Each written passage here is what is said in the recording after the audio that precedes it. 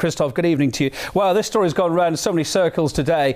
First off, after conflicting reports, how credible are the corruption allegations? The media jumped on the bandwagon when they heard corruption. A lot of media outlets said Russian corruption. It ain't the case. What do you know about it? Well, if that is corruption, Kevin, then I go out of business. The real reason, I think, is merely political.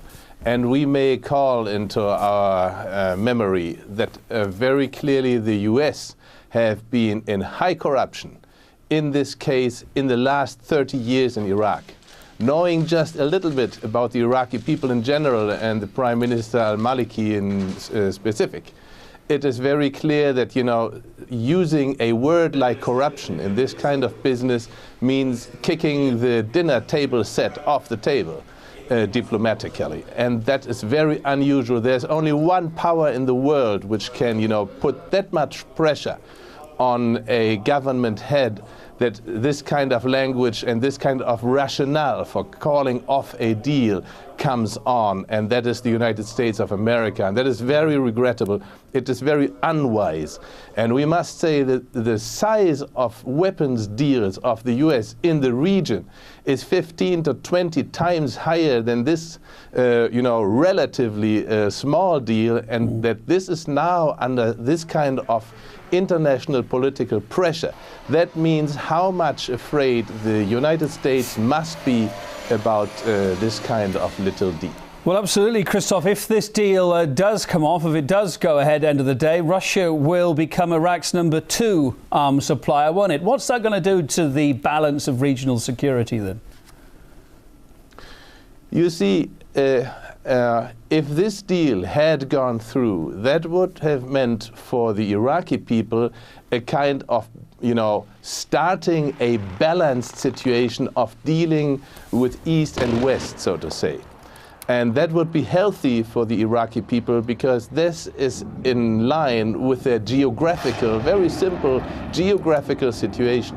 Now putting this deal under pressure, you know, that means that the US are insisting on a monopole in the region. And let me tell you that just yesterday we had a big story on EADS, you know, the biggest European armament company, big corruption story on that company, and they are in fact competing for an American sellout. And that is quite interesting that they are too under this pressure. So if Mr. al-Maliki would now turn to the Europeans to cut a deal, there he would face the same kind of pressure on his European partners. So this is a very interesting global situation right now. Obviously, Iraq's got a big say in it as well. When this deal was signed, the Iraqi Prime Minister said he doesn't want his country to be part of someone's monopoly. What message was he sending out there?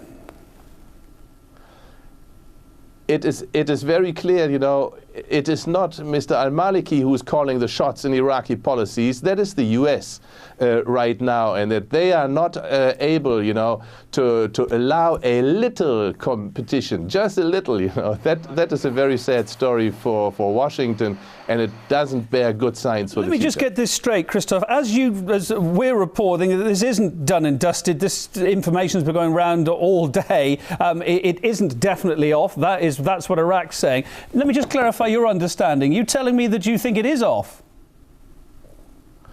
I'm not sure whether it's off, but if it is off and it goes into this direction right now, then of course that would be regrettable.